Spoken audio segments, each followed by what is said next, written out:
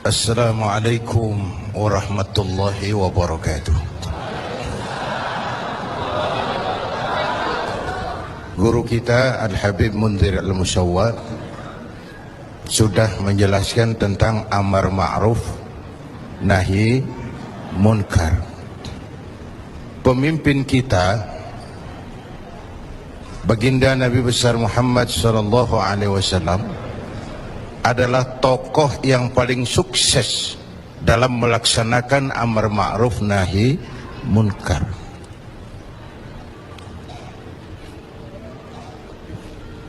Berkembang dengan pesat, lain dengan agama-agama besar lain, kata Stoddard.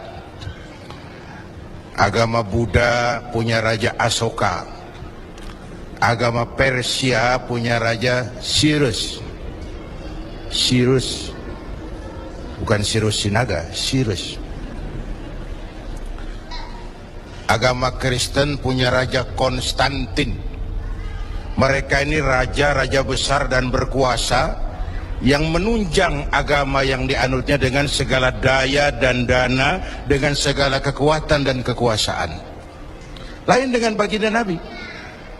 Beliau bukan raja, tidak anak penguasa, tidak pula orang kaya, tapi amar ma'ruf yang dilaksanakannya berhasil menembus dinding Jazirah Arabia, mewarnai hampir 2/3 belahan bumi.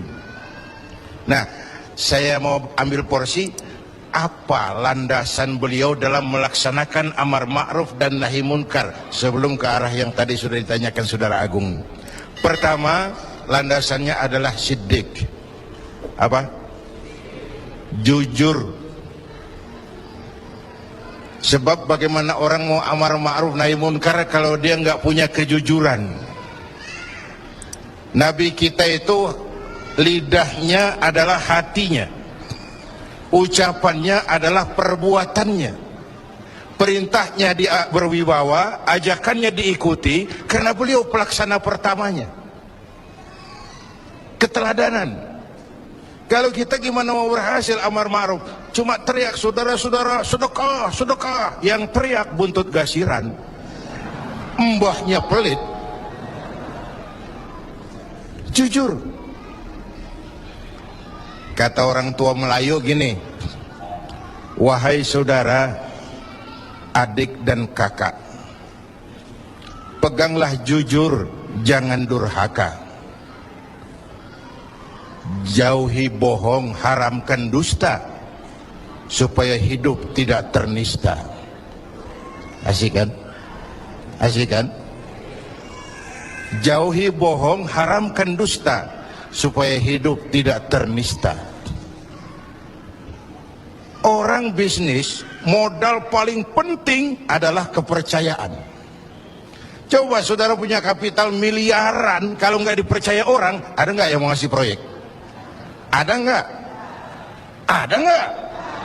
Nyaut. Modal utama dalam bisnis kepercayaan. Modal utama dalam memimpin kepercayaan. Modal utama dalam seluruh gerak hidup kita kepercayaan.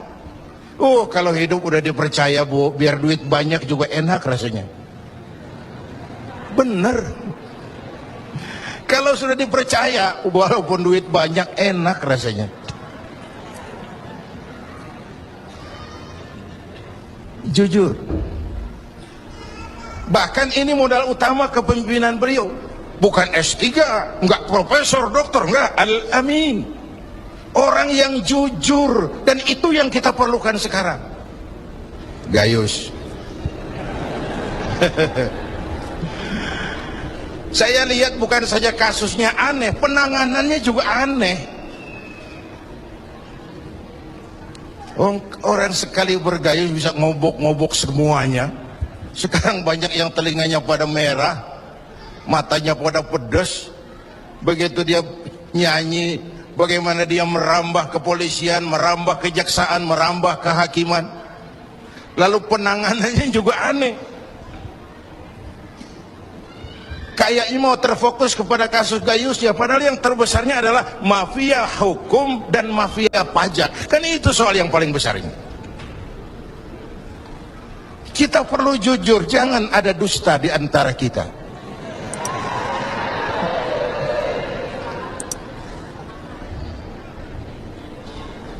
Apa tanda si bintang timur cahayanya terang sampai ke fajar? Apa tanda orang yang jujur? Hatinya mulia, ucapnya benar. Hatinya mulia, omongannya benar. Tidak pepat di luar, pancung di dalam. Menjegal kawan seiring, manis jika berhadapan, balik belakang lain bicara. Tiap hari kita ngadepin topeng. Topeng yang berkeliling. Ini mukanya apa bukan sih? Ini omongannya apa cuma sekedar sebuah misi? Dan seterusnya. Pantas kalau satu saat seorang biang preman, mbahnya preman, datang menghadap baginda Nabi, dapat hidayah dia. Ya Rasulullah, saya mau masuk Islam, boleh enggak? Oh boleh. Mengucap syahadat. Selesai mengucap syahadat, dia bilang lagi, ya Rasul, saya kan sekarang sudah masuk Islam. Baik. Saya cinta Islam. Alhamdulillah. Saya cinta Anda ya Rasul. Bagus itu. Cuman saya juga cinta dosa. Ini aneh orang ini, preman tadi ya. Saya cinta Tuhan ya Rasul, saya cinta Islam, saya juga cinta dosa. Saya belum bisa tinggalin di dosa. Saya suka judi, suka mabuk, suka zina. Marah baginda Rasul dengar ini. Enggak, beliau senyum. Senyum. Orang yang tegasnya amar ma'ruf nahi munkar itu jangan masang muka kuburan. Manyun, muka ditekuk, jangan. Senyum. Lalu beliau bilang, lah Pak Sebi, nggak apa-apa dah. Cuman begini, Mas. Dari Jawa premannya waktu itu. Kamu suka mabuk, hobi. Kamu suka zina, di mana-mana ada langganan. Kamu suka nyolong? Iya. Oke, gini. Saya cuma minta, mau nggak kamu mulai hari ini janji sama saya? Apa ya Rasul? Jangan bohong. Hal tu'ahiduni ala tarkil kadhib? Mau nggak kamu janji satu aja, jangan bohong? Saya kira apaan kali ya Rasul? Kalau itu mah kecil. Sanggup? Sanggup. Ayo, saya bayat. Bismillah, mulai hari ini kau janji nggak mau bohong. Janji. Pulang. Sambil pulang di hatinya mikir, ma ashala ma talaba hadzal nabiyul karim. Ini Rasulullah kok gampang banget permintaannya, enteng urusannya. Saya terang-terangan nggak tinggal zina, nggak tinggal nyuri, saya suka mabuk, cuma disuruh nggak bohong. Encer. Dia kira nggak bohong gampang. Dia kira nggak bohong gampang. Padahal Nabi Allah Ibrahim pernah mengeluh, saya seumur hidup 3 kali bohong, saya harus tanggung jawab di hadapan Allah. Padahal bohongnya bohong bener. Seumur hidup 3 kali merasa bohong, bingung Nabi Ibrahim. Kita sehari 16 kali bohong, nyengir aja nyengir, nggak ada bingung-bingungnya.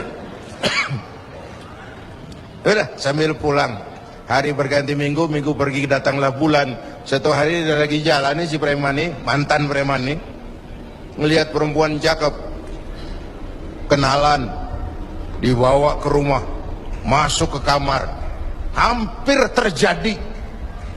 Mau zina lagi, hampir terjadi. Dia tegangan tinggi,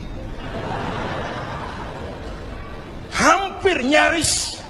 Begitu mau terjadi, ingat, saya udah janji sama Rasulullah nggak mau bohong. Ntar kalau ketemu beliau saya ditanya, kamu masih zina?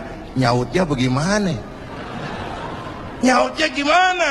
Kalau saya bilang iya, saya pasti kena hukum, udah Islam. Kalau saya bilang enggak, saya bohong. Padahal sudah janji nggak mau bohong. Perang ini, iman sama syahwatnya. Kata syahwatnya, udah sikat. Kata imannya, pikirin dulu, lu udah janji lo. perang. Akhirnya imannya menang. Dia bilang sama tuh perempuan, Mbak Yub, Mbak Yub, non sewu Mbak Yub, ndak jadi. Loh, ndak jadi piye tuh Mas? Ya wis pokoknya ndak jadi. Selamat dari zina. Lain hari mau mencuri, sudah madda yadahu, tangannya udah dijulurin. Ingat lagi, ntar kalau ketemu Nabi ditanya, lo masih nyolong nggak? Gimana nyautnya? Tiap kali mau berbuat jahat, tiap ingat janjinya. Tiap ingat janjinya, terhindar dari perbuatan jahat. Paling akhir dia datang menghadap Nabi, ya Rasul, apa? Sadaqta ya Rasul, Anda benar ya Rasul. Kenapa? Yang Anda minta atuk, kedengarannya enteng, cuman pongkolnya. Saya nggak bekutik ya Rasul. Lihat pengaruh jujur dalam hidup. Kiai, mohon maaf kalau saya potong jawaban jujur Kiai ini. Nah, bagaimana dengan sifat dari hakim-hakim kita dalam memutuskan ini, Kiai? Ya, kita berharap mudah-mudahan mereka jujur. Perkara apa ini harapan hampa itu soal nanti lah. Yang penting kita berharap mereka jujur dan mempunyai rasa keadilan. Bapak Ibu hadirin yang saya hormati, ini satu dasar amar ma'ruf tuh, jujur. Yang kedua, tabligh, menyampaikan ini pun nggak gampang. Satu saat beliau lagi dakwah di kalangan elit, datang orang buta nyebarin agama, nanyain agama, agak masam, muka beliau agak berpaling. Turun ayat abasa wa tawalla an ja'ahul a'ma. Ya. Ayat yang saya sampaikan tadi, Allah mengkritik kepada baginda Nabi. Mengapa kau agak masam ketika datang orang buta minta diajarkan agama? Ayat ini disampaikan juga oleh Nabi kepada para sahabat. Ini loh, ayat ini barusan turun mengkritisi saya. Jadi memang yang orang hidup yang baik itu jangan alergi sama kritik, tapi yang kritik pun jangan asal ngomong, ya. Orang jangan alergi sama yang namanya kritik, karena kritik itu yang sering membuat kita berpikir. Dikritik yang membuat kita dewasa, dikritik yang membuat kita jadi bijaksana. Pujian sering jadi racun, walaupun sementara kita senang. Ibu cantik loh Bu, wah mekar hidungnya, tapi itu sering jadi racun. Kritik yang membuat kita berpikir, kritik yang membuat kita dewasa, kritik yang membuat kita jadi bijak. Tapi yang ngeritik pun jangan asal ngejeblos. Saudara hadirin yang saya hormati, kita nggak bisa ngukur baju kita pakai badan orang lain. Ini tolong, ini bahasa bersayap. Jangan ngukur baju kita pakai badan orang lain. Nggak sedang, ya, nggak sedang. Orang sering berada dalam sebuah situasi yang tidak semudah kita. Makanya Luqmanul Hakim pernah bilang sama anaknya, "Nak, kita ini kalau nggak punya prinsip bakal serba salah." Kok gitu Pak? Ayo kita buktiin. Luqman keluar sama anaknya bawa seekor keledai kecil, dituntun berdua. Lewat di tengah orang pada ngomong, anak sama bapak sama gobloknya. Bawa keledai bukan ditaikin, dituntun. Tolol. Nah, kamu dengar nak? Iya, sekali kita salah. Sekarang gimana Pak? Bapak yang naik, kamu jalan. Lewat lagi di tempat orang ngomong lagi, bapak kagak tahu diri, enak-enakan di atas keledai, anaknya disuruh jalan, tega sama anaknya. Kau dengar nak? Iya, 2 kali kita salah. Habis sekarang gimana Pak? Kamu yang naik, bapak jalan. Lewat lagi orang teriak lagi, anak durhaka, bapaknya disuruh jalan, dia enak-enakan. Dengar nak? Iya Pak, 3 kali kita salah. Sekarang gimana Pak? Kita naikin berdua yuk. Naik berdua. Sampai di tempat orang banyak teriak lagi, anak sama bapak samanya ini. Tidak punya peri kebinatangan. Masa keledai kecil dinaikin berdua? Kejam. Nah, kau dengar? Iya. Berapa kali kita salah? 4. Habis sekarang gimana Pak? Sekarang keledainya nyok kita gotong. Gua pengen tahu orang ngomong apa.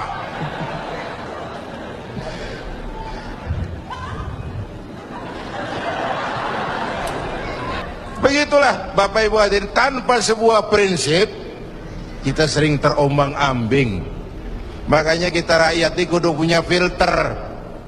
Rakyat harus jadi rakyat yang cerdas. Emas pasti kuning. Ya, apa semua yang kuning pasti emas?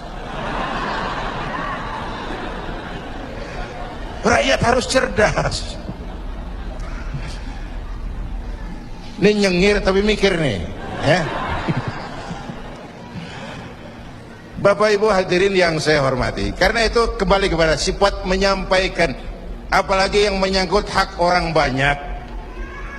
Orang-orang tua Melayu bilang begini, mengapa orang menembak ungka? Karena merengguh buah embacang. Kenapa orang banyak celaka? Karena serakah dengan hak orang. Anak udang dimakan itik, itik berenang di air timpas. Hak orang jangan diusik. Kalau diusik badan terhempas, hancur. Karena yang menyangkut hakul adami, hak-hak manusiawi itu harus dipenuhi. Tabligh menyampaikan. Ini kan kadang-kadang dari atasnya bagus, di tengah jalan banyak tukang sunat. Turun ke tingkat menengah, ini jalur birokrasi, sunatin. Turun lagi ke bawahnya, sunatin. Turun ke gubernur, sunatin. Turun ke wali kota, sunatin. Turun ke camat, sunatin. Sampai ke rakyat, ujungnya doang dikit bener. Kebanyakan tukang sunat di negeri kita. Belum lagi kerja mubazir. Itu ada pepatah orang Melayu bilang begini, wahai kawan, banyaklah zikir, mengingat Allah, janganlah mungkir. Wahai kawan, banyak berzikir, mengingat Allah, janganlah mungkir. Hindarkan semua kerja mubazir supaya hidup tidak terisolir. Kerja mubazir itu kayak apa? Kayaknya kenal Ja'ronah. Pernah dengar nama itu? 6 kilometer di luar Mekah itu ada Masjid Ja'ronah, tempat kita ngambil miqat ihram kalau mau umrah. Ja'ronah itu perempuan lugu. Lugu ya tipis-tipis sama bego dah. Bego tahu bego? Minum es ditiup, nah tuh bego tuh. Dia kira ngebul panas. Ini Ja'ronah kalau malam nenun kain, siang dia rusakin lagi. Supaya apa? Supaya malam punya kerjaan, nenun lagi. Siang dia rusakin lagi, malam dia tenun lagi. Allah sindir kita dengan peristiwa itu, wala takunu kallati naqadat ghadlaha min ba'di quwwatin ankatha. Jangan kamu seperti perempuan lugu itu yang kalau malam nenun kain, siang dia rusak lagi. Malam dia tenun lagi, siang dia rusak lagi. Jalanan udah bener-bener dipaculin. Supaya apa? Besok punya kerjaan dananin jalanan. Berapa banyak proyek Ja'ronah di Indonesia ini? Tahsilul hasil, mengerjakan yang udah beres. Kan kerja mubazir. Bapak Ibu hadirin yang saya hormati, ini soal tabligh. Yang ketiga sidik amanat, yang kedua amanat ya. Yang ketiga tabligh. Amanat itu menyampaikan, bisa menjaga kepercayaan orang, itu penting. Itu amanah namanya. Menjaga amanah itu tugas yang mulia. Sama saja kalau tadi Habib sudah menjelaskan, amar ma'ruf itu hakikatnya nahi munkar. Nahi munkar itu ya amar ma'ruf, cuma beda orientasinya. Tapi dalam pelaksanaannya amar ma'ruf agak lebih tidak beresiko ketimbang nahi munkar. Kalau kita amar ma'ruf, paling-paling orang nggak mau, gitu aja. Orang kalau diajak sholat nggak ada yang marah insya Allah, tapi nggak mau ya gitu aja. Tapi kalau dicegah judi, dicegah zina, dicegah judi, oh bandarnya kuat-kuat sekarang ini. Bandarnya kuat-kuat. Jangankan kelas kita, hukum aja bisa dijual beliin. Perkara bisa dijual beliin. Tempo hari saya bilang, rakyat kecil kalau mau laporan kehilangan ayam, itu kudu jual kambing. Harga laporannya mahal. Nanti berperkara kepengen menang, mesti jual sapi. Cuma mau ngurus ayam hilang, kambing hilang, sapi lengit. Itu kadang-kadang ya kita nggak bisa, karena selalu ada permainan dan itu proses. Salah siapa? Ayo kita perbaiki sama-sama. Ini negara-negara kita, kemerdekaan ditebus dengan keringat, air mata, darah dan nyawa orang-orang tua kita. Membangun negara ini kita biayai dengan uang kita rame-rame. Kita yang bayar pajak listrik, pajak mobil, PBB, uangnya dikumpulin bangun negeri ini. Saya ikut bayar pajak karena saya tidak rela kalau uang pajak itu digunakan cuma untuk studi banding atas nama jalan-jalan. Ya, Lalu dibikin slogan besar-besar, orang bijak bayar pajak, orang pajak ngemplang pajak. Ini bagaimana kayak itu? Kalau yang ma'ruf berjalan tapi yang munkar juga berjalan, artinya kita hanya beramar ma'ruf tapi tidak bernahi munkar. Syauqi bilang dalam sebaik syairnya, famata yablughul bina'u yawman kamaluhu idza anta tabni wal akharu yahdimu. Kapan bangunan mau selesai kalau kamu bangun orang lain ngancurin? Orang Betawi bilang itu namanya kayak nimba kagak dibendung. Bagaimana airnya mau kering kalau nimba nggak dibendung? Kenapa? Yang ma'ruf jalan, yang munkar juga jalan. Maka amar ma'ruf nahi munkar harus ditegakkan secara bersama. Satu. Yang kedua, saya sepakat dengan guru kita Habib Munzir bahwa amar ma'ruf nahi munkar sesuai dengan bidang dan keahlian kita masing-masing. Jangan memaksakan sesuatu untuk hal yang memang bukan dunia kita. Saya dulu pernah mimpin partai politik. Dulu zaman jahiliyah. Belakangan saya menyadari politik memang bukan dunia saya. Walaupun partai politik perlu, tapi biarlah orang yang dunianya di situ saja yang mengurus politik. Saya lebih baik sama-sama Habib Munzir lah ngurus umat dan dakwahnya. Jangan memaksakan sesuatu yang memang bukan dunia kita di situ. Kalau kiai disuruh bangun jembatan, apa camat mau ngurusin tahlil? Itu yang kedua. Yang ketiga terakhir, semuanya harus berangkat dari husnuzon, baik sangka.